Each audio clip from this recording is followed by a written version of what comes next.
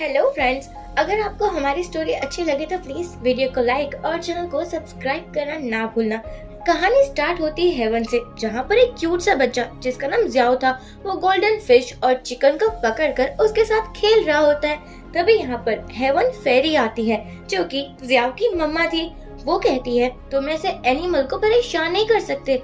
मैंने तुम्हें कितनी बार बोला है कि हमें एनिमल की सुरक्षा करनी है, ना कि उसे परेशान करना है। जियाओ कहता है, लेकिन मुझे ये गोल्डन फिश बहुत पसंद आ चुकी है और मैं आज उसे खाने वाला हूँ। लेकिन जियाई, जो कि गोल्डन फिश और चिकन दोनों को ही बचा लेती है और अपने बेटी के कान को पकड़कर बोलती है, तुम्हारी शरारतें ना कुछ ज्यादा ही बढ़ चुकी है। मैं आजकल देख रही हूँ तुम गोल्डन ड्रैगन के भी पीछे पड़े रहते हो। देखो बेटा, इतनी शरारतें करना ठीक नहीं है। ये हेवन है, तुम हेल में नहीं रहते जो तुम ऐसे बर्ताव कर रहे हो। जियाओ कहता है, तो मैं क्या ही करूँ, मैं बहुत बोर हो चुका हूँ, मेरे पास कुछ भी करने को नहीं है। मुझे सभी पावर्स भी आ गई है और मार्शल आर्ट में तो मैं माहिर हो चुका हूँ। अब कुछ सीखने को बच चुका है क्या? अगर टाइम रहेगा तो शरारत तो करूंगा ही ना। यहाँ जियाओ अपने पापा के बारे में भी पूछ रहा था और रोने लगता है। जैसे ही जियाओ रोता है, सभी जगह आंधी तूफान आ जाते हैं, बिल्डिंग से गिरने लगती है, बहुत ज्यादा बारिश होने लगती है, तबाही आ जाती है। जियाई दुनिया को बचाने के लिए अपने बेटे को चुप करवाती है और बोलती है, देखो बेटा, मैं तुम्हें तुम्हारे पापा के पास भेज देती हूँ। कितने सालों से अपने पापा की तलाश थी ना। वो मैजिक करती है और जियाओ को उसके पापा दिखाती है। ये देखकर जियाओ कहता है, वाओ मॉम, मैं अर्थ पर जाने वाला हूँ क्या? मुझे ये जानकर बहुत अच्छा लग रहा है। मैं पापा के साथ अपनी जिंदगी बिताऊंगा। वैसे आप पापा से मिली कब थी? जियाई अपनी लव स्टोरी याद करने लगती है। एक दिन उसने कुछ ज्यादा ही ड्रिंक कर ली थी और हमारा जो इनोसेंट सा हीरो लेन था, वो जियाई की हेल्प करना चाहता था, लेकिन जियाई ने उसको पकड़कर लेन की इज्जत ही लूट ली थी। यानी कि इन लोगों के बीच में नाइट स्टैंड हुआ था। जियाई नीचे देखती है तो उसका बेटा तो था ही नहीं। जो लेन था वो पुअर बॉय था और काम कर रहा था एक कंस्ट्रक्शन साइट में। तभी उसके ऊपर सीमेंट की बोरी गिरने वाली थी। हमारे जियाओ ने अपने डियर पापा को बचा लिया था, अब वो उसे कैसे ही कुछ होने दे सकता था। ये देखकर सभी हैरान हो जाते हैं। एक छोटे से बच्चे ने सीमेंट की बोरी पकड़ ली है और वो भी इतनी भारी। यहाँ जियाओ तो इतना खुश हो चुका था लेन को देखकर, और वो कहता है, पापा फाइनली मैं आपसे मिल रहा हूँ। पता है मैंने कितना इंतजार किया है। लेन सोचता है, मेरा बच्चा अचानक से पैदा कहाँ से हो गया और मुझे पता भी नहीं है। वो कहता है, अगर मेरी गर्लफ्रेंड को पता चल गया ना बेटा, तो वो मुझे धो डालेगी, तो प्लीज तुम यहाँ से चले जाओ। यहाँ तो जियाओ अपने मैजिक पावर से लेन की हेल्प भी करने लगा था ताकि वो अपने पापा को इम्प्रेस कर पाए। लेकिन लेन की ऑलरेडी गर्लफ्रेंड थी और वो उसे बहुत प्यार करता था। तभी यहाँ लेन की गर्लफ्रेंड मीनू आती है। मीनू जैसे ही जियाओ को देखती है, वो पूछती है कि ये कौन है। जियाओ कहने वाला था कि वो तो अपने पापा का बेटा है ना, लेकिन लेन उसका मुंह बंद करवा देता है और कहता है, नहीं, ये तो ऐसे ही यहाँ घूम रहा था। मीनू बोलती है, मुझे हॉस्पिटल जाना है, क्या तुम मुझे पैसे दोगे? लेन कहता है, मैंने कल ही तो तुम्हें 2000 रुपए दिए थे ना, उसका तुमने क्या किया? मीनू इनोसेंट बन जाती है और बोलती है, मैं प्रेग्नेंट हूँ और ये बेबी तुम्हारा है, फिर भी तुम पैसा का हिसाब रख रहे हो। मुझे नहीं पता था कि तुम इतने जालिम निकलोगे। मैंने सोचा मैं चेकअप के लिए चली जाती हूँ हॉस्पिटल। अरे यार, पैसे मैं बेबी के लिए मांग रही हूँ, खुद के लिए नहीं, जो तुम इतने नखरे दिखा रहे हो। इतना सब कुछ सुनने के बाद लेन का दिल पिघल चुका था। वो पैसे दे ही रहा था, लेकिन तभी मीनू सभी पैसे को छीन लेती है और कहती है, हाँ, इतने पैसे मेरे लिए इनाफ रहेंगे। लेकिन जियाओ ने अपनी मैजिकल पावर के थ्रू पता लगा लिया था कि मीनू प्रेग्नेंट नहीं है। वो कहता है, पापा ये झूठ बोल रही है, आंटी आप इस पर ट्रस्ट मत कीजिए। मीनू बोलती है, क्या ये तुम्हारा बेटा है? लेन बोलता है, नहीं नहीं, ये मेरा बेटा नहीं है। अब जियाओ को पता था कि उसको प्रूफ सभी को दिखाना पड़ेगा। वो फिर से अपनी मैजिक पावर का यूज करता है और मीनू का पोल सबके सामने खुल चुका था, क्योंकि मीनू नकली बेबी बम को कैरी किए हुए थी। यहाँ लेन बोलता है, ये सब कुछ क्या है? जब तुम मुझसे झूठ बोल रही थी, तुम प्रेग्नेंट नहीं थी, तो इतने पैसे किसके लिए मांग रही थी? मुझे समझ नहीं आ रहा है कि तुम ऐसा कैसे कर सकती हो मेरे साथ। मीनू फिर से मासूम से शक्ल बना लेती है और बोलती है, मैं तुमसे बहुत प्यार करती हूँ। वो पैसे तो मैंने उड़ा दिए मेरे एक्सपेंसिव क्लोथ्स, खाने पर और बैग्स पर। देखो, तुम मेरे लिए ही तो कमाते हो ना, इतना बुरा क्यों मान रहे हो? मैंने थोड़े पैसे खर्च कर दिए तो कौन सी बड़ी बात हो गई? मैं प्रेग्नेंट नहीं हूँ तो क्या हुआ, हो जाऊंगी ना, क्योंकि मैं तुमसे बहुत प्यार करती हूँ। जियाओ को पता था कि ये कितनी बड़ी झूठी और कमीनी आंटी है। मीनू और भी मिर्च मसाला लगाते हुए कहती है, आई स्वेयर मैं तुमसे ही प्यार करती हूँ। जियाओ कहता है कि आप इसकी बातों पर बिल्कुल यकीन मत कीजिए, मीनू बोलती है, अगर मैं झूठ बोल रही हूँ तो मेरे ऊपर बिजली गिर जाएगी। अब क्या था, जियाओ ने ये सब कुछ सच कर दिया था। मीनू के ऊपर बिजली गिर रही थी। लेन तो डर चुका था कि कहीं मीनू को कुछ हो ना जाए। मीनू कहती है, ये सब कुछ इस छोटे से बच्चे ने किया है। पता नहीं इसने मेरे ऊपर कौन सा मैजिक यूज किया है, मुझे समझ ही नहीं आ रहा। तुम मुझे बचा लोगे ना लेन? यहाँ जैसे जैसे मीनू झूठ बोल रही थी उसके ऊपर बिजली कड़क रही थी। अब क्या था, जियाओ कहता है, आंटी जब तक सच नहीं बोलोगी ना तब तक ऐसे ही डरना पड़ेगा। फिर क्या था, मीनू सच बोलने लगी थी कि वो तो लेन का यूज कर रही थी पैसों के लिए, क्योंकि उसको पैसे चाहिए थे। और लेन तो बिल्कुल इनोसेंट सा बंदा था जो मीनू की बातों पर आसानी से यकीन कर लेता था। वैसे मीनू उसी से शादी करेगी जिसके पास बहुत सारे पैसे होंगे। लेन का तो कोई चांस ही नहीं है। अब क्या था, बेचारे लेन का दिल बुरी तरीके से टूट चुका था। वो कहता है, मुझे पता नहीं था कि तुम इतना बड़ा धोखा करोगे मेरे साथ। मैंने कितना तुम्हें प्यार किया था। मीनू कहती है, अरे यार, पर तुम जैसे वर्कर से प्यार ही कौन करेगा? जिसके पास फूटी कोड़ी नहीं होती उससे कोई प्यार नहीं करता। मीनू तो चली जाती है, लेकिन लेन का रो रो कर बुरा हाल था। जियाओ सोचता है कि मैं मनी पावर करूंगा और बहुत सारे पैसे आ जाएंगे, लेकिन ये मैजिक वर्क ही नहीं करता। मैजिक फेल हुआ था। उसके पीछे उसकी क्यूट सी मम्मा जियाई थी। जियाई नहीं चाहती थी कि उसका बेटा कोई गलत काम करे, यानी कि पैसे पेड़ पर उगाए, क्योंकि मेहनत करने के बाद ही पैसे मिलते हैं। यहाँ लेन कहता है कि अब मैं क्या ही करूँगा, ना ही पैसे है और ना ही प्यार। जियाई जियाओ से बोलती है, बेटा मनी मैजिक मत करना, क्योंकि वो मैं कभी सक्सेसफुल नहीं होने दूंगी। तुम अपने पापा की कोई हेल्प नहीं करोगे। जियाओ बोलता है, मुझे मेरे पापा को अमीर देखना है ना, तो मैं मनी मैजिक तो कर सकता हूँ ना। लेकिन जियाई साफ साफ मना कर देती है कि जितना भी ट्राई करोगे मुंह के बली गिरोगे। बाद में हमारा लेन अपनी किस्मत को लॉटरी के थ्रू आजमाना चाहता था। बहुत सारी लॉटरी टिकट्स खरीद लेता है, लेकिन कोई भी पैसे आ ही नहीं रहे थे, कोई भी लॉटरी लग ही नहीं रही थी। जियाओ अपनी मैजिक पावर के थ्रू देखता है, एक लॉटरी टिकट थी जिसमें पैसे फुल प्रूफ मिलने थे। फिर क्या था, वो वहीं लॉटरी टिकट लेकर आ जाता है, लेकिन जैसे ही अपने पापा को दिखाने वाला था वो लॉटरी टिकट गायब हो चुकी थी। जियाई ने वो लॉटरी टिकट ले ली थी अपने पावर के थ्रू, और वो कहती है, बहुत हो चुका मेरे बच्चे, तुम कुछ नहीं कर पाओगे। लेन एटीएम मशीन में जाता है क्योंकि उसको पैसे विड्रॉ करवाने थे। जियाओ सोचता है, मैं यहाँ तो मैजिक पावर का यूज कर सकता हूँ ना, मम्मी को कुछ पता नहीं चलेगा। जियाओ फिर से अपने पावर का यूज करता है, मैजिक करता है और सोचता है कि अब मेरे पापा बहुत रिच हो जाएंगे। लेकिन यहाँ भी फेल हो चुका था, क्योंकि लेन के अकाउंट में 5,000 ही रुपए थे और उसको पता था कि मेरे पास 1 लाख पैसे कैसे ही हो सकते हैं। जियाओ सोचता है, मैं दोबारा फेल हो चुका। जियाई कहती है, तुम कोई भी अपने पावर का या फिर मार्शल आर्ट का यूज कर सकते हो, लेकिन तुम इस पावर को पैसों के लिए यूज नहीं कर सकते। पैसे मेहनत के थ्रू ही कमाए जाते हैं बेटा जी। जियाओ कहता है, ठीक है मम्मी, मैं आपको दिखाऊंगा मेरे पापा कितने रिच बन जाएंगे। और तभी वो किसी 2 पर्सन की बातें सुनता है जो कि ऑक्शन की बात कर रहे थे। पास ही में एक ऑक्शन पार्टी चल रही है और वहाँ पर बहुत रिच लोग आए हैं, पता नहीं कितने कितने फालतू पैसे पेंटिंग और डायमंड्स में लगा देते हैं। जियाओ कहता है, मेरे पास भी कुछ बेचने के लिए है, और वो अपने पापा को कहता है, क्या आप मेरे साथ चलेंगे? लेन बोलता है, अब तुम्हें कहाँ जाना है? मैं कोई रेस्टोरेंट में चलता हूँ, चलो हम अच्छा सा लंच करते हैं। जियाओ बोलता है, हाँ क्यों नहीं पापा, मैं आपको एक अच्छे रेस्टोरेंट में लेकर जाता हूँ। अब हम दूसरी तरफ ऑक्शन पार्टी को देख रहे होते हैं, जहाँ पर मीनू का बॉयफ्रेंड था जिसका नाम जू था, और वो एक रिच फैमिली से आता था। वो मीनू के लिए रिंग खरीदता है, जिसको देखकर मीनू की आंखें तो चार हो चुकी थी। वो तो इतना खुश हो चुकी थी कि जू की तारीफों की पुली बांधने लगती है कि तुमसे अमीर इस सिटी में कोई है ही नहीं, इसलिए तो मैं तुम्हें लाइक करती हूँ ना, क्योंकि तुम बहुत कैपेबल हो। तभी जियाओ लेन को यहाँ लेकर आता है।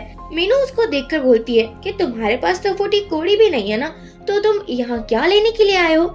लेन बोलता है, मैं यहाँ लंच करने के लिए आया हूँ, बताओ कितने का लंच है? अब क्या था, ऑक्शन में लंच की बात कर रहा था, सभी लोग उसका मजाक बनाने लगे थे। मीनू बोलती है, यहाँ तुम जैसे लोग नहीं आ सकते, यहाँ वही लोग आते हैं जिसके पास बहुत ज्यादा पैसे होते हैं।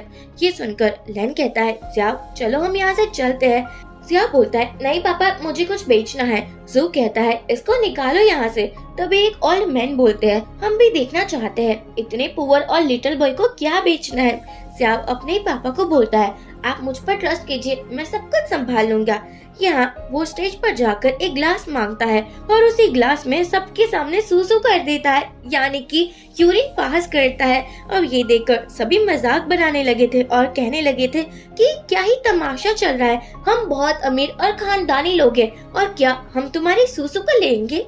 जियाओ बोलता है, मैं कोई ऐसा वैसा इंसान नहीं हूँ, मेरे पास बहुत ज्यादा पावर है। जियाओ अपना इंट्रोडक्शन देता है कि मैं एक फेरी बॉय हूँ और मेरी सूसू यानी कि मेरा यूरिन अगर कोई भी पिएगा ना और वो तो बहुत ज्यादा यंग बन जाएगा, उसकी अगर कोई हेल्थ प्रॉब्लम है तो वो भी ठीक हो जाएगी। प्लीज आप इसको खरीद लीजिए ना, मैं तो ज्यादा एक्सपेंसिव प्राइस में बेचना भी नहीं चाहता, बस 100 मिलियन लगेंगे। अब क्या था, ये सुनकर सभी लोग हमारे जियाओ का मजाक बनाने लगे थे। जो बोलता है, मैं 1000 दूंगा और ये तुम अपना जो ग्लास है ना जिसमें तुमने सूसू की है वो भी लेकर चले जाओ, मुझे नहीं चाहिए तुम्हारा ये गंदा सा यूरिन। अब क्या था, जियाओ को बहुत गुस्सा आ जाता है कि ये एक फेरी बॉय की इंसल्ट कर रहा है जो कि हेवन से आया है। वो तो उसी ग्लास को थोड़ा बहुत मीनू के ऊपर भी गिरा देता है। अब यहाँ पर मीनू की शक्ल देखने वाली थी, वो कहती है, अरे मेरी ड्रेस बिगड़ चुकी है, ये क्या हो चुका है मेरी ड्रेस में, कितना गंदा सा लड़का है ना। और उसको इतना गुस्सा आने लगा था। लैन सोचता है, आज तो ये बच्चा मेरी पिटाई करवा कर ही मानेगा। जो बोलता है कि इसको अब मैं छोड़ूंगा नहीं, मेरी गर्लफ्रेंड की पब्लिकली इसने इंसल्ट की है। तभी यहाँ पर लू फैमिली आ जाती है और वो जू से बोलती है, ये ऑक्शन पार्टी हमने ऑर्गेनाइज की है और हमें इसके स्पॉन्सर भी है ना, और हमारी फैमिली में ऐसा बिल्कुल नहीं होता कि तुम किसी की भी इंसल्ट करो, समझ जाओ कि तुम्हें हमारे हिसाब से ही चलना होगा। जू बोलता है, लेकिन आपको पता नहीं है यहाँ क्या चल रहा है। जेनी बोलती है, चाहे कुछ भी चल रहा हो तुम ऐसे किसी की भी इंसल्ट नहीं कर सकते। तभी ग्रैंडमा बोलती है, मुझे बहुत प्यास लगी है, पानी पीना है मुझे। जेनी तुरंत ही जियाओ के हाथों से ग्लास ले लेती है और वो अपनी ग्रैंडमा को वो ग्लास दे देती है। ये देखकर सभी उसे रोकने की ट्राई करते हैं कि ये कोई वाटर नहीं है, ये तो यूरिन है।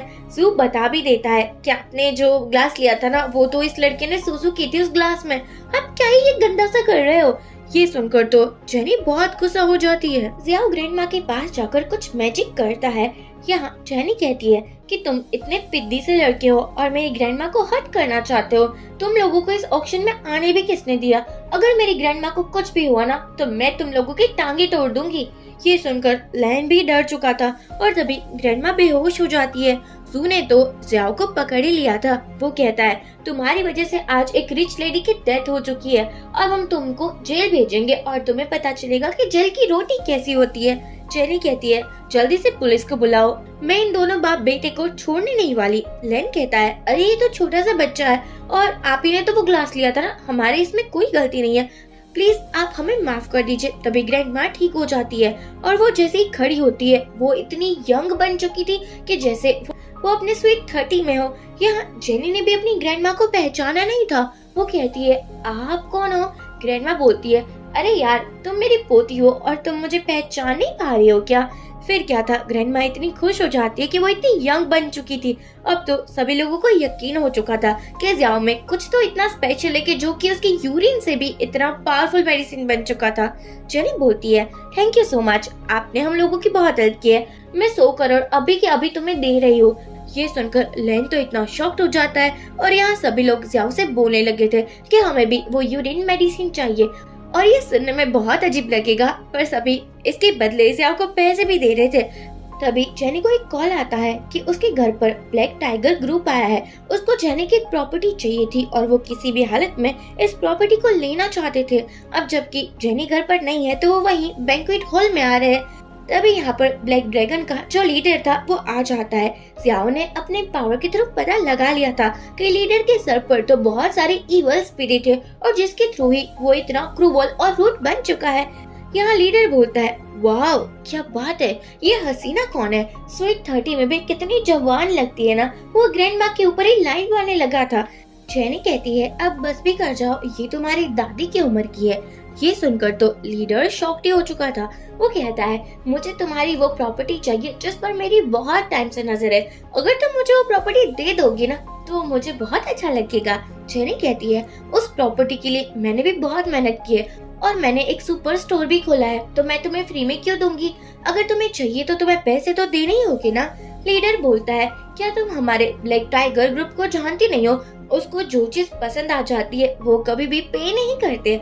लीडर बोलता है, वैसे मुझे तो तुम भी पसंद आ चुकी हो। और वो तो तुरंत ही ग्रैंडमा पर भी लाइन मार रहा था। यहाँ पर सभी लोग बोलने लगे थे कि इन लोगों से दूर ही रहना अच्छा रहेगा क्योंकि ये लोग बहुत खतरनाक है। तभी ज़ियाओ अपने खुद के प्यारे पापा को धक्का दे देता है। लीडर बोलता है, अच्छा तो तुम वो लड़के हो जो मुझसे मुकाबला करना चाहते हो? लेन कहता है, अरे नहीं नहीं, ऐसा कुछ नहीं है, लेकिन हमारा लेन सभी को धो रहा था। ऑफ कोर्स ये लिटिल से बच्चे का ही कमाल था। लेन सोचता है, वाह बेटे वाह, मेरे में इतना स्ट्रेंथ कहाँ से आ गया।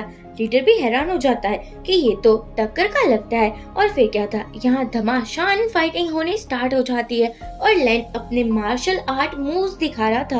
अब क्या था, लीडर किसी को कॉल करता है और बोलता है, यहाँ और भी बॉडी गार्ड्स को भेजो।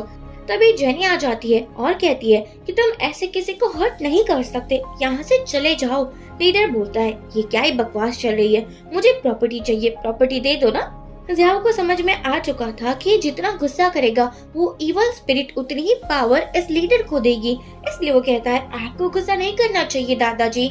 ये सुनकर लीडर को और गुस्सा आ जाता है कि तुमने मुझे दादाजी कहा, तुम्हें मुझे भैया कहना चाहिए, अभी मैं इतना ओल्ड भी नहीं हुआ, बस 18-19 साल का ही तो हूँ ना। यहाँ पर ज़ियाओ अपना यूरिन उस लीडर के सर पर फेंक देता है। वो तो इतना गुस्सा हो चुका था कि ये तुम्हारी सूसू है, तुम्हें टॉयलेट में जाकर करना चाहिए, मेरे सर के ऊपर तुमने ये क्या कर दिया। अब यहाँ लेन की हालत बहुत पतली हो चुकी थी, बेचारे को तो रोना ही आ रहा था। और जो लीडर था उसके सर पे बहुत दर्द हो रहा था। सभी बॉडीगार्ड्स उसकी हेल्प करने लगे थे। सो कहता है, अब हमें ब्लैक टाइगर ग्रुप छोड़ने नहीं वाला, हमें ज़ियाओ को पुलिस स्टेशन भेजना चाहिए। जेनी कहती है, ऐसा तुम नहीं कर सकते हो। और लेन भी अपने बच्चे के साथ आ चुका था। ज़ियाओ ये देखकर बहुत खुश होता है कि उसके पापा फाइनली अब उस पर ब्लाइंडली ट्रस्ट करते हैं। लेकिन ज़ू का क्या ही कहना, दिमाग बिल्कुल खिसका हुआ था। उसका जो घमंड था, एटीट्यूड था, वो तो नीचे उतरने का नाम ही नहीं ले रहा था। वो अपने बॉडीगार्ड्स को कहता है कि इन दोनों को अभी के अभी यहाँ से बाहर निकालो। अब क्या था, यहाँ पर हमारा ज़ियाओ चिल्लाने लगा था और उसके चिल्लाने भर से ही सभी लोगों का दिमाग फटने लगा था, सर दर्द होने लगा था। अब यहाँ भी जो अपना मुंह बंद नहीं रखता है, बोलता है कि ये इवल बच्चा है, लगता है कि इसके बॉडी पर इवल स्पिरिट है, इसलिए तो वो इतना सब कुछ कर पा रहा है। तभी यहाँ जो लीडर था वो खड़ा होता है और उसके सर पर बाल आ चुके थे। और यहाँ पहले तो वो बहुत गुस्से में नजर आ रहा था, वो ज़ियाओ को पीटने की तैयारी में था, लेकिन सभी लोग उसको देखकर हैरान हो जाते हैं। और यहाँ पर जैसे लीडर को पता चलता है कि उसके बाल वापस आ चुके हैं, वो इतना खुश हो जाता है, मैं क्या ही बताऊँ। वो बोलता है, मैंने बहुत सारे डॉक्टर से ट्रीटमेंट लिया हुआ है, मैंने क्या कुछ करने की ट्राई नहीं की, लेकिन देखो मेरे बाल आ चुके हैं। ये देखकर तो मैं इतना खुश हो चुका हूँ। यहाँ ज़ियाओ समझ चुका था क्योंकि इवल स्पिरिट लीडर के बाल बढ़ने ही नहीं दे रही थी, उसको बिल्कुल ही गंजाई कर दिया था। अब इवल स्पिरिट जा चुकी है तो बाल वापस आ चुके हैं और वो एकदम हैंडसम लग रहा था, ऐसा उसका कहना था। लीडर बोलता है कि तुम एक मिराकल डॉक्टर हो, इतने लिटिल बॉय होकर भी तुमने इतना बड़ा काम कर कर दिखाया जो बड़े बड़े डॉक्टर ना कर सके। अब बताओ तुम्हें क्या चाहिए, जो चाहिए वो मैं तुम्हें दूंगा। अब ये सुनकर ज़ियाओ बोलता है, पहले तुम हमारी जेनी दीदी से माफी मांगो, किसी लड़की के साथ बदतमीजी करना अंकल सही बात नहीं होती। यहाँ लीडर तो माफिया मांगने लगा था, कहने लगा था कि मैडम अब हम आपसे दूर ही रहेंगे, हमें कोई प्रॉपर्टी वगैरह नहीं चाहिए, मेरे हेयर आ चुके हैं ना, वही बहुत बड़ी बात है, अब मुझे कोई गंजा नहीं करेगा। लेन तो हैरान हो चुका था। यहाँ पर लीडर बोलता है कि ब्लैक टाइगर ग्रुप आपके लिए हाजिर है, आपको जो भी चाहिए वो हम आपके लिए करेंगे। ज़ियाओ कहता है, क्या बात है, तुम तो बिल्कुल बदल चुके हो अंकल। यहाँ पर तो लीडर लेन से भी माफी मांगता है और सभी को लेकर जा चुका था। अब यहाँ पर सभी लोग ज़ियाओ का चमत्कार देख चुके थे और अब तो सभी लोग उसके पास से रिक्वेस्ट कर रहे थे कि हमें भी आपका यूरिन चाहिए। यहाँ मीनू मैडम बोलती है कि मुझे भी और सुंदर बनना है, मुझे और जवान बनना है ताकि मेरे पीछे सभी लड़के दीवाने हो जाए। सो बोलता है, हाँ हाँ मुझे भी तो स्ट्रॉन्ग बनना है ना, प्लीज तुम हमारे लिए भी तुम्हारे यूरिन दे दो ना, यानी कि एक बार और सुसु कर दो, क्या ये मैं तुम्हें फ्री का पानी पिला दूंगा। ये सुनकर ज़ियाओ कहता है, हाँ कोई बात नहीं। मीनू और जू दोनों ही खुश हो चुके थे कि फाइनली अब उसके पास भी ब्यूटी और स्ट्रेंथ आने वाली है। लेकिन यहाँ पर जियाओ जैसे ही सूसू कर कर लाता है और दोनों को देता है, उसमें उसने कुछ मिला दिया था, अपना कुछ पावर मिला दिया था, जिसके बाद जैसे ही दोनों पीते हैं मीनू का फेस पूरा बिगड़ चुका था, पूरा फेस रेड रेड हो चुका था और जू तो बेचारा ढंग से चल भी नहीं पा रहा था। उसको ऐसा लग रहा था कि क्या ही हो चुका है मुझे। जू बोलता है, मीनू तुम्हारे फेस को क्या हुआ है, देखो अपना फेस देखो। मीनू चिल्लाने लगी थी कि ये क्या हो चुका, मुझे सुंदर बनना था, अगली नहीं, ये नहीं होना चाहिए। और जू तो कुछ भी छूता था उसको दर्द करने लगता था। वो समझ नहीं पा रहे थे कि ऐसा कैसे हो गया। दोनों ही चिल्लाने लगे थे और रोने लगे थे। ये नजारा जियाई ने भी देख लिया था। वो सोचती है मानना पड़ेगा मेरा बेटा मुझ पर ही गया है, ऐसे लोगों को हराने में वो माहिर है, लेकिन मुझे उसको यहाँ लाना पड़ेगा। ऐसे व्यूमन को हम हर्ट नहीं कर सकते। ये बात पता नहीं कभी वो समझेगा। लैन और जियाओ जा रहे थे तभी आसमान में बिजली कड़कने लगी थी। जियाओ समझ चुका था कि उसकी लिटिल प्यारी मम्मा यहाँ आ रही है। तभी सामने आ जाती है जियाई। जियाई को देखकर लैन पूछता है ये कौन है, पर बड़ी सुंदर है। और वो तो स्माइल करने लगा था कि ऐसा क्यों लग रहा है, मैंने तुम्हें कहीं देखा है। यहाँ पर जियाई जियाओ को देखती है। वो तो बेचारा डर ही चुका था। फिर से जियाई जियाओ को डांटने लगी थी कि तुम अपने पापा के साथ नहीं रह सकते, चलो मेरे साथ, तुम हेवन से बिलोंग करते हो, तुम अर्थ में बिल्कुल नहीं रह सकते।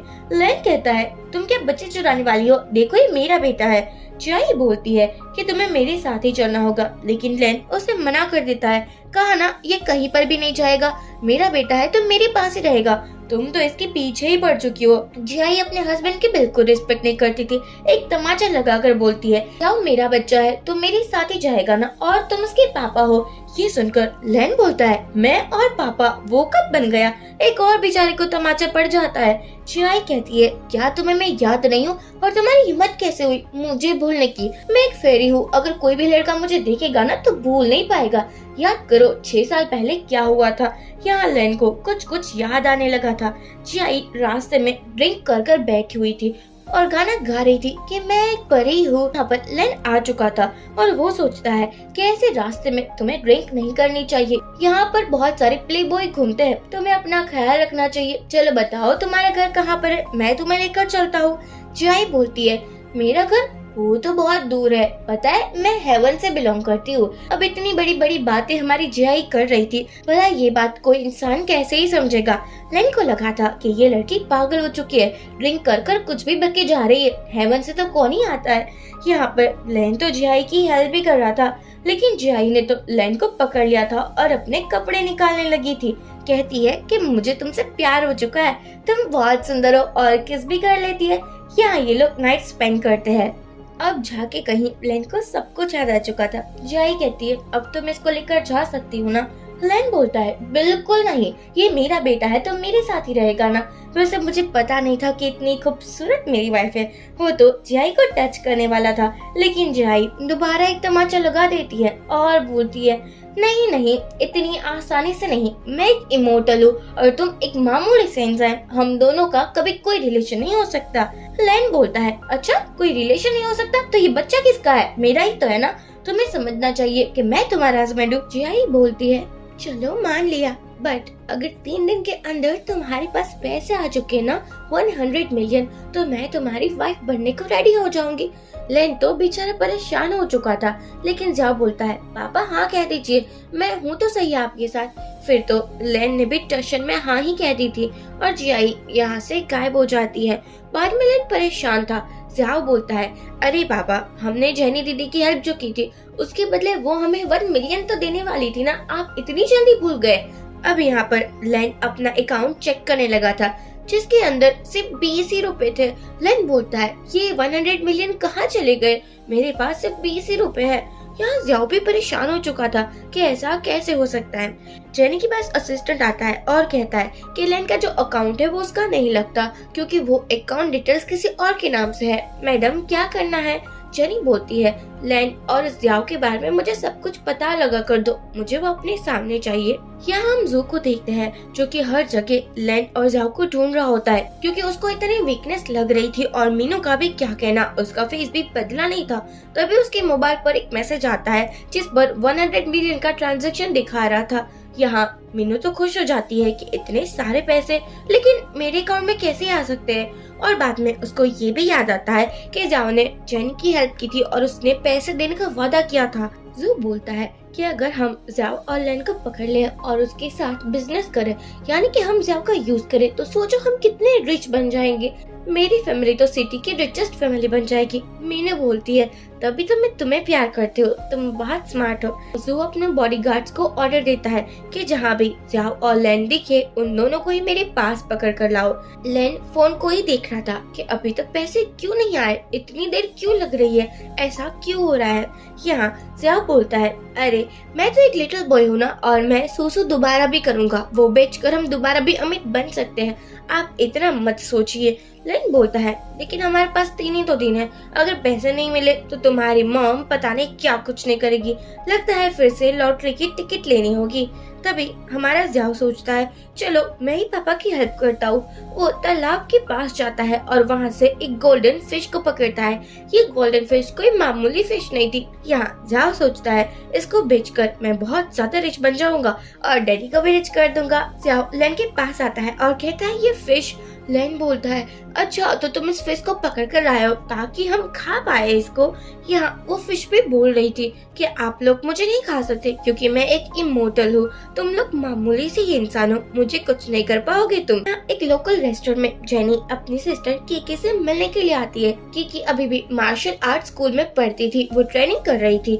और यहाँ पर जेनी कहती है मैं तुम्हें पैसे तो दे रही हूँ लेकिन तुम्हें उसके बदले एक काम भी करना होगा, मैं एक फोटो दे रही हूँ, उन दोनों ही बाप बेटी को तुम्हें ढूंढना होगा। कीकी कहती है पैसों के बदले दीदी मैं कुछ भी कर सकती हूँ, अमीर हूँ लेकिन देखो ना कैसी लाइफ है, मुझे मार्शल आर्ट भी सीखना पड़ रहा है। जेनी बोलती है अब ज्यादा ना इतराने की जरूरत नहीं है, जल्दी से जल्दी मेरा काम कर दो।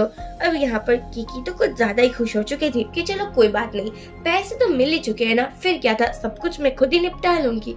उसकी फ्रेंड बोलती है वैसे तुम मास्टर को बर्थडे गिफ्ट में क्या देने वाली हो। यहाँ कीकी कंफ्यूज थी कि मेरे पास कुछ सोचने को है नहीं, मतलब कि कुछ दे ही दूंगी। कीकी कहती है हे भगवान मेरी मदद करो प्लीज, मुझे अच्छा सा गिफ्ट के आइडियाज दो ना। यहाँ हम तभी देखते हैं कीकी की नजर जाती है वहीं गोल्डन फिश में और वो सोचती है ये फिश तो करोड़ों में बेची जाती है, यहाँ लोकल में क्या कर रही है। लेन वही रेस्टोरेंट वाले बंदे के पास आता है और कहता है कि क्या आप हमें फ्री में खाना दे सकते हो, हमारे पास एक फिश भी है। वो बंदा बोलता है ठीक है सब कुछ साफ सफाई कर दो मैं दे दूंगा। हमारे लेन और जाओ काम पर लग चुके थे, तभी एक कार बहुत जल्दी से आ रही थी। फिर क्या था, जाओ फिर से लेन की हेल्प करता है और लेन ने वो कार को रोक दिया था जिसका ब्रेक फेल हो चुका था। वो बंदा तो शुक्रिया कहे ही जा रहा था और कह रहा था कि आपने मेरी जान बचा दी। ये देखकर लेन सोचता है इतनी ज्यादा पावर और वो भी मेरे पास कैसे ही आ गई, कुछ समझ नहीं आ रहा है। फ्रेंड बोलती है यार क्या बात है, ये बंदा तो ज्यादा ही पावरफुल है, मुझे लगता है हमारे मास्टर को टक्कर दे सकता है। कीकी बोलती है कोई बात नहीं मुझे पता है अब मुझे क्या करना है। उसको गोल्डन फिश पसंद आ चुकी थी, वो उसको जैसे ही टच करने वाला था जाओ बोलता है इसको टच मत करो तुम हर्ट भी हो सकती हो। कीकी बोलती है पता है मैं मार्शल आर्ट चैंपियन हूँ, मुझ में बहुत ज्यादा पावर है और मैं कैपेबल हूँ, तुम मेरी टेंशन मत लो, मुझे ये फिश चाहिए। लेकिन यहाँ कीकी जैसे इस फिश को टच करने वाली थी उसकी हालत पतली हो जाती है। लेन कहता है क्या ही हो चुका है। जियाओ बोलता है देखो ना ये दोनों ही दीदी मेरी बात नहीं मान रही थी, ये फिश कोई मामूली फिश नहीं है। लेन कहता है हाँ कुछ ज्यादा ही अच्छी फिश होगी, टेस्ट में क्या ही लेना देना हमारा। और कहता है कि क्या आपको ये फिश चाहिए खाने के लिए तो आप ले सकते हो हमें पैसे देकर। कीकी सोचती है क्या ये बंदा पागल हो चुका है, इसको मालूम भी है इस फिश का प्राइस क्या है, कितना एक्सपेंसिव है ये फिश, और ये कोई नॉर्मल फिश नहीं है, ये तो जादुई फिश है। अब क्या था, लेन तो बोल रहा था कि मैं आपको दे देता हूँ। कीकी मना करती है नहीं नहीं हमें नहीं चाहिए।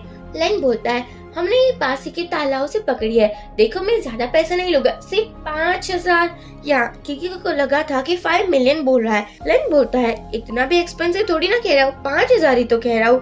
कीकी सोचती है क्या सिर्फ 5000, इतनी एक्सपेंसिव और रेयर फिश कोई 5000 में कैसे ही बेच सकता है। वो कहती है ठीक है मैं लेने को रेडी हूँ, लेकिन आप डिलीवर कर सकते हो क्या, मैं जो एड्रेस दूँ वहाँ पर। लेन बोलता है हाँ ठीक है वो तो हो जाएगा, लेकिन उसके भी एक्स्ट्रा चार्जेस लगेंगे। सियाओ को समझ नहीं आ रहा था कि इतने सस्ते में पापा फिश कैसे ही बेच सकते हैं। पकड़ने में कितनी मेहनत लगी थी, लेकिन बेचारा कुछ कह नहीं पाता। यहाँ पर किकी अपना एक जेट पेंडेंट देती है और बोलती है आप इसको भी रख सकते हैं, ये भी बहुत एक्सपेंसिव है। लेन को लगा था कि सस्ता पेंडेंट होगा, इसलिए ले लेता है। अगले दिन जियाओ और लेन वही मार्शल आर्ट स्कूल में जाते हैं उस फिश को डिलीवर करने के लिए, लेकिन दो बॉडीगार्ड उसको रोक लेते हैं।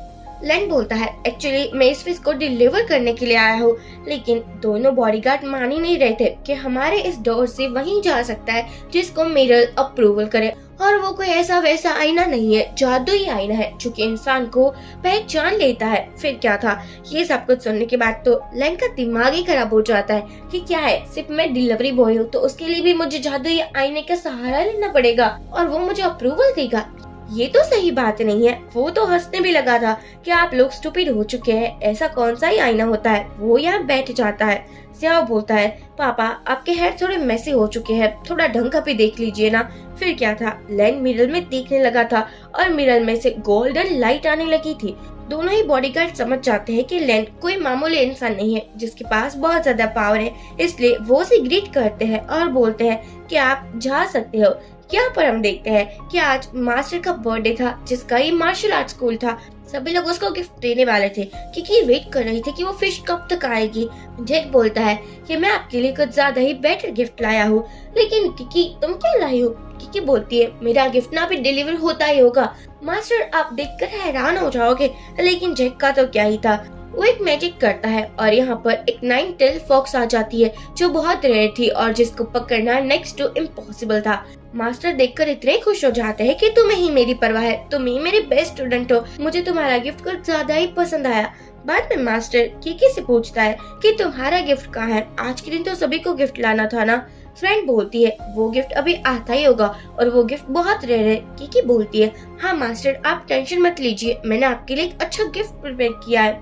जैक बोलता है अगर किया है तो दिखाई क्यों नहीं दे रहा, और हाँ अब ये मत कहना कि तुम भूल चुकी हो, वैसे भी तुम बहाने लगाने में तो एक्सपर्ट हो ना, मेरे जैसा हाई लेवल का गिफ्ट तो तुम दे ही नहीं पाओगी, चलो जल्दी से माफी मांग लो। किकी बोलती है लेकिन मैंने गिफ्ट प्रिपेयर किया है तो भला मैं माफी क्यों ही मांगूंगी। तभी हम देखते हैं यहाँ पर लेन और जियाओ आ जाते हैं गोल्डन फिश को लेकर। जैक बोलता है क्या गोल्डन फिश, ये कौन सी फिश हो गई, एक फिश क्या तुम मास्टर को दोगी? क्योंकि तुम समझ नहीं पा रही हो कि हमारे मास्टर कौन है, इतना भद्दा गिफ्ट मुझे पता नहीं था कि तुम ऐसा भी कर सकती हो। यहाँ क्या था, जैक फुलटू मास्टर को मस्की लगाने लगा था, लेकिन किकी बोलती है मास्टर ये कोई मामूली फिश नहीं है, आप अगर इसको देख लोगे तो आपको पता चलेगा। जैक बोलता है तुम बहुत ही ज्यादा स्टूपिड हो, लेकिन किकी मास्टर को वो फिश भी दिखाती है। जैक फिर से बोलता है कि तुम सभी को बेवकूफ बना सकती हो लेकिन हमें नहीं बना सकती, ये मामूली ही फेस है। किकी बोलती है नहीं आप इसको ध्यान से देखिए। अब यहाँ पर तो मास्टर को गुस्सा ही आ चुका था कि क्या तमाशा है। जियाओ बोलता है तुम सभी के सभी बेवकूफ एक नंबर के, आपके सामने सोना है और फिर भी आपको गोबर ही दिख रहा है। हमारा जियाओ फिर से अपने पापा को पावर्स देता है और लेन सभी को धूल चखा देता है। जैक देखकर हैरान हो जाता है कि ऐसा कैसे हो सकता है, ये तो मामूली इंसान है ना, फिर इसके पास इतनी पावर। और वो कहता है मुझसे मुकाबला करके बताओ, पता है मैं हूँ भी कौन। अब क्या था, जियाओ फिर से अपने पापा को पावर्स देता है। लेन ने जैक को हरा दिया था। लेन समझ नहीं पा रहा था कि उसके हाथों में इतनी ज्यादा पावर कहाँ से ही आ गई। अब फिर क्या था, यहाँ पर जियाओ कहता है कि हमें इस फिश के बदले 1 मिलियन चाहिए, क्या आप दे सकते हो? हमारा जैक बोलता है कि क्या तुम पागल हो चुके हो बच्चे, ये फिश के लिए तुम्हें कौन ही इतने पैसे देगा। लैन सोचता है मेरे बेटे का कुछ नहीं हो सकता और वो बोलता है हम तो मजाक कर रहे थे। ये दोनों ही यहाँ से चले गए थे। मास्टर बोलता है कि ऐसा भी कोई गिफ्ट देता है भला, तुम्हें अगर गिफ्ट ही देना था तो अच्छा गिफ्ट देना था ना। यहाँ किकी समझाने की भी ट्राई करती है कि ये कोई मामूली फिश है ही नहीं, ये गोल्डन फिश है, आप समझिए मास्टर। जैक बोलता है कुछ फालतू सही तुम बोल रही हो, फिश को जैसे ही पानी में डालते हैं वो गोल्डन ड्रैगन बन जाती है। ये देखकर तो मास्टर को रिग्रेट हो रहा था, इतनी कीमती फिश को उसने हाथों से कैसे जाने दिया। किकी तभी फोटो देखती है जहाँ पर जियाओ और लेन था। वो समझ चुकी थी कि उसकी बहन जेनी इन दोनों को ही देख रही होगी। यहाँ लेन जियाओ को बाहर लाता है। जियाओ बोलता है पापा आप कुछ नहीं समझते, वो फिश बहुत रेयर थी। लैन बोलता है, बेटा कोई भी फिश के लिए ना इतने पैसे नहीं देता। तभी जियाओ को एक पैम्पलेट मिलता है और वो एक घर के बाहर आता है। मैजिकल पावर के थ्रू उसको पता चल चुका था कि घर के बाहर बहुत सारी बेबी स्पिरिट है, यानी कि कोई यहाँ पर प्रेग्नेंट होने वाला है। यहाँ हम देखते हैं घर के अंदर एक बेटी होती है जो कि अपनी मॉम के साथ बातें कर रही होती है। मॉम बोलती है कि मैं चाहती हूँ कि तुम जल्द से जल्द प्रेग्नेंट हो जाओ। इसका नाम यूरी था और यूरी के पास एक नैनी आती है जो उसके लिए ड्रिंक लेकर आई थी। यूरी बोलती है, ये ड्रिंक मैं बहुत सालों से पी रही हूँ लेकिन अभी तक मैं प्रेग्नेंट नहीं हुई। मॉम बोलती है, तुम थोड़ा सब्र रखो, बहुत जल्दी तुम प्रेग्नेंट हो जाओगी और हमारे इस खानदान को चिराग भी मिलेगा। लेकिन यूरी कुछ ज्यादा ही अपसेट थी। उसने बहुत आस लगा कर रखी थी कि वो इस खानदान को चिराग देगी। अब हम देखते हैं तभी यहाँ पर एक बॉडीगार्ड आता है जो कहता है कि मेरा कल डॉक्टर आया है। अब यहाँ मॉम खुश हो जाती है और कहती है, जल्दी से उसको लेकर यहाँ पर आ जाओ। जैसे ही मॉम जियाओ को देखती है, सोचती है कि इतना छोटा सा बच्चा और क्या ये इलाज करने वाला है। उसको तो मजाक करने की आदत थी तो मजाक ही कर देती है कि क्या हम पागल नजर आ रहे हैं। जियाओ बोलता है, ऐसा कुछ नहीं है, मैं आपको ठीक कर सकता हूँ क्योंकि मैं बहुत ज्यादा पावरफुल हूँ, पर उसके बदले आप मुझे क्या दे सकती हो? इतने प्यार से पूछता है। वो लेडी बोलती है, एक्चुअली अगर तुमने मेरी बेटी को ठीक कर दिया तो तुम्हें जो भी चाहिए वो मैं तुम्हें दे दूंगी, तो बताओ तुम्हें क्या चाहिए? जियाओ बोलता है, पहले मैं इस आंटी को ठीक तो कर दूं, उसके बाद ही पैसे की डिमांड करूंगा। अब क्या था, जियाओ उस आंटी के पास आता है और वो उसको चेक कर रहा था। जियाओ समझ जाता है कि इस आंटी के तो 6 बच्चे होने वाले हैं, लेकिन अभी तक ये आंटी प्रेग्नेंट क्यों नहीं हुई है? फिर क्या था, वो फिर से अपने मैजिकल पावर का यूज करता है और वो कहता है कि एक्चुअली ये पेंटिंग की वजह से ही सब कुछ हो रहा है कि ये आंटी प्रेग्नेंट नहीं हो रही है। ये सुनने के बाद मॉम को लगा था कि ये बच्चा तो झूठ ही बोला है क्योंकि ये पेंटिंग यूरी के हस्बैंड लेकर आए थे ताकि यूरी जल्द से जल्द प्रेग्नेंट हो जाए। जियाओ उस पेंटिंग पर पानी फेंकता है और वो पेंटिंग बहुत अजीब रंग में ढल चुकी थी। ये देखकर तो यहाँ पर सभी को शक होने लगा था कि यूरी का हस्बैंड तो नहीं चाहता ना कि वो प्रेग्नेंट बने। तभी यहाँ पर यूरी का हस्बैंड आ जाता है। मॉम पूछती है, तुम मेरी बेटी को प्रेग्नेंट नहीं होने देना चाहते क्या? ये पेंटिंग तुमने इसीलिए लगाई है ना? हस्बैंड सोचता है कि मेरी बुल बाहर ना आ जाए। वो कहता है, नहीं जान, ऐसा कुछ नहीं है, मैं तो तुमसे बहुत प्यार करता हूँ ना, और मैं तुम्हें हर्ट कैसे ही होने दे सकता हूँ। मॉम बोलती है कि तुम सच सच बताओ, यहाँ चल क्या रहा है? तुम क्या मेरी बेटी से नफरत करते हो?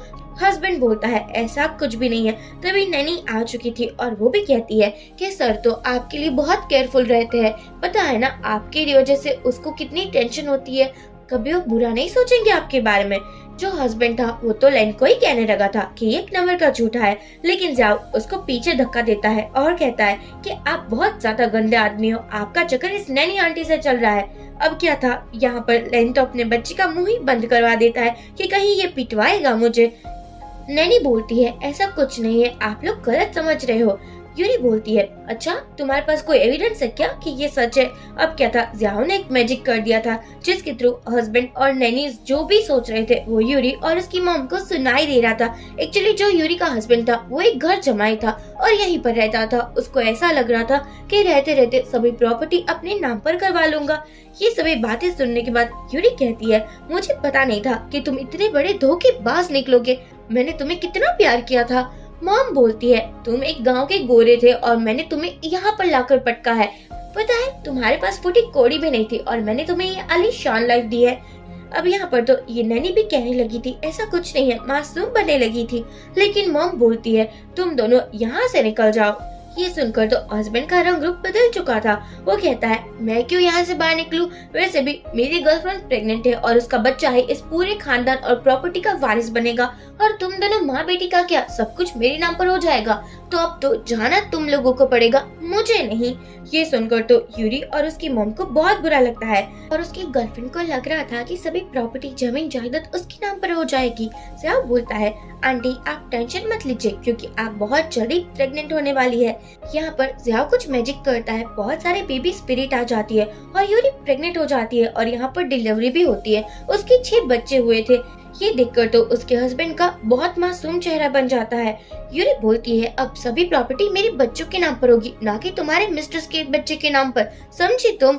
यहाँ से निकल जाओ, मुझे तुम्हारी शक्ल नहीं देखनी, मैं तुम्हें डाइवोर्स दूंगी। ये सुनकर तो हस्बैंड मासूम बन जाता है और कहता है, प्लीज मुझे माफ कर दो, ये तो गलत होगा ना, मैं तुमसे बहुत प्यार करता हूँ। लेकिन धक्के मारकर हस्बैंड और उस नैनी दोनों को ही निकाल दिया जाता है। जियाओ बोलता है, दादी जी आपको तो हमें पैसे देने चाहिए ना, 100 मिलियन। ये सुनकर दादी जी बोलती, ये तो बहुत छोटी रकम है, तुम्हें जो चाहिए वो मिल जाएगा।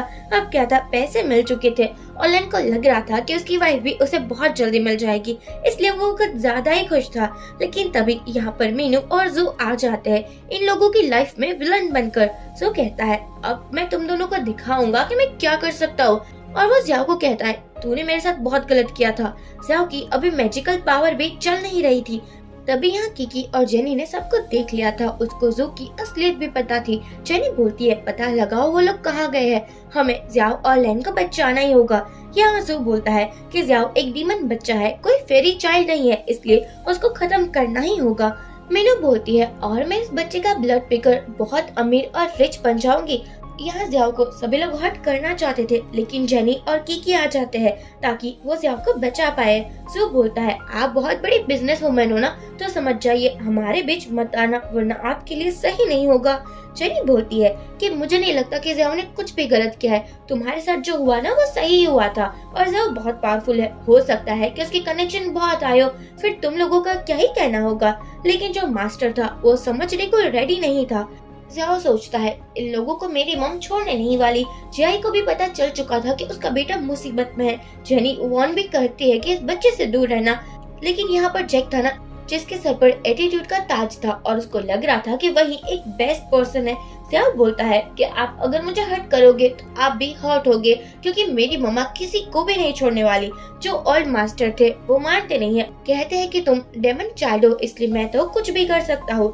जियाओ बोलता है कि मैंने कहा था ना कि आप मुझे कुछ नहीं कर पाओगे, क्योंकि यहाँ बिजली कड़कने लगी थी। जैक ये सबको देखकर भी बोलता है, ऐसा कुछ नहीं है, मुझे इस बच्चे को हराना ही होगा, मैं इसको नहीं छोड़ने वाला। जियाओ बोलता है, मैं एक फेरी चाइल्ड हूँ, अगर आपने मुझे परेशान किया या बुली करने की ट्राई की तो आपका अंजाम बहुत ज्यादा बुरा होगा। लेकिन जैक मानने को रेडी नहीं था। ओल्ड मैन उसे समझाते भी है कि सच में ये एक फेरी चाइल्ड है, क्योंकि उसको गॉड प्रोटेक्ट कर रहे हैं, प्लीज तुम उससे दूर रहो। जैक फिर भी अटैक करता है। लैन बीच में आ चुका था और उसकी तबीयत खराब हो चुकी थी। जेनी लैन के पास आती है, ये देखकर तो जियाओ चिल्लाने लगा था। जैसे ही वो चिल्लाता है, हर बार की तरह सभी लोगों का माइंड ब्लाइंड हो जाता है और सभी लोगों को बहुत सर दर्द करने लगा था। जैक कहता है, देखा ये डीमन किंग है, चलो सभी लोग इस पर एक ही साथ अटैक करेंगे। अब तो ओल्ड मास्टर भी मान चुका था और सभी लोग जियाओ पर अटैक करने लगे थे। लैन कहता है, प्लीज मेरे बच्चे को कुछ मत करो। जैक तो सबसे आगे था, लेकिन तभी यहाँ पर जियाई की एंट्री हो जाती है। भला वो अपने बच्चे को कैसे हर्ट होने दे सकती थी ना। जियाई बोलती है, मैं भी देखना चाहती हूँ कौन है जो मेरे बेटे को हर्ट कर रहा है। यहाँ जियाओ बोलता है कि प्लीज आप पापा को ठीक कर दीजिए ना। जियाई तुरंत ही लैन को ठीक कर देती है। जियाओ बोलता है, पापा आप ठीक हो चुके हो और अब तो हमारे पास पैसे भी है ना, देखो मेरी मम्मी एक फेरी है। यहाँ लैन सोचता है, क्या मैंने वन नाइट स्टैंड एक फेरी के साथ किया था। अब जियाई मास्टर और जैक के सामने देख रही थी। मास्टर समझ चुके थे, इसलिए झुक जाते हैं, लेकिन जैक जैसा कि मैंने कहा था कि कुछ ज्यादा ही एटीट्यूड है, अपने आप को परफेक्ट समझता है, तो वो तो जियाई पर भी अटैक करने चला था। जियाई ने उसको अपने मैजिकल पावर के थ्रू लॉक कर दिया था और वो कह रही थी कि अब तुम्हें पता चलेगा कि मेरे बेटे को परेशान करने का क्या नतीजा होगा, मैं तुम्हें हेल में भेज देती हूँ। मीनू और जू देखकर तो बहुत डर चुके थे। जियाई कहती है, अब तुम दोनों की बारी है। मीनू कहती है, प्लीज हमें माफ कर दो, यहाँ तो जू भी नहीं डाउन हो चुका था। जियाई बोलती है, नहीं इतनी आसानी से तो माफी नहीं मिल सकती तुम दोनों को, वो तो उन दोनों को ही चिकन बना देती है। ये देखकर तो जियाओ इतना खुश हो चुका था। ऑल मैन भी माफी मांग रहा था। जियाई बोलती है, आप सभी को पनिशमेंट तो जरूर मिलेगी। बाद में जियाई जियाओ से कहती है, चलो हमें हेवन चलना होगा। जियाओ बोलता है, लेकिन मैं डैड को मिस करूंगा ना। जियाई बोलती है, तुम्हारे डैड एक इंसान है और हम इमोर्टल, हमारी कभी डेथ नहीं हो सकती, और तुम जिस अपने पापा की बात कर रहे हो वो तो पूरी लाइफ जिंदा नहीं रह पाएंगे। अब क्या था, लैन ने बोल दिया था कि मैं भी एक इमोर्टल बनकर बताऊंगा, मैं बहुत मेहनत करूंगा। जियाई बोलती है, ठीक है, जैसे ही तुम इमोर्टल बन जाओगे तुम हेवन में एंट्री भी ले सकते हो, तो हम वहीं पर मिलते हैं, क्योंकि हम दोनों इस नॉर्मल लाइफ में नहीं जी सकते हैं। फिर क्या था, लैन ने कहा था मैं फुल मेहनत करूंगा, और जियाओ कहता है, पापा मैं आपकी वेट कर रहा हूँ। ऐसे ही लैन 1 साल तक मेहनत करता है, मार्शल आर्ट सीखता है और अपनी पावर को और भी इंक्रीज करता है। एक दिन लेन यहाँ से गायब हो जाता है। किकी आकर कहती है लगता है कि लेन अब बन चुके हैं इमोर्टल। जेनी भी खुश हो रही थी। यहाँ हम देखते हैं हेवन में लेन आ चुका था। उसकी ड्रेस भी गॉड वाली थी। ज़ियाओ आकर बोलता है पापा मैंने आपको बहुत मिस किया। और यहाँ पर जियाई भी खुश थी। लेन बोलता है अब मैं तुम्हें नहीं छोड़ सकता क्योंकि मैं तुम दोनों के साथ ही रहूंगा। इन लोगों की एक हैप्पी फैमिली थी और इसी के साथ ये ड्रामा एंड हो जाता है। सो फ्रेंड्स, आप हमें कमेंट के थ्रू जरूर बताइए कि आपको ये ड्रामा कैसा लगा। Thank you for watching.